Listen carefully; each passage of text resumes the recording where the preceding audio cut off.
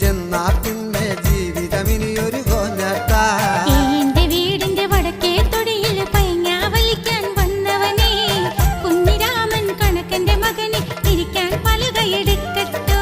വേണ്ട പെണ്ണെ വെളിമ്പറമ്പിൽ കടലാടിക്കും കണ്ണുണ്ടേ, നാല് ചെവിയിൽ ചെന്നാ പിന്നെ ജീവിതമിനിയൊരു കോഞ്ഞാട്ട.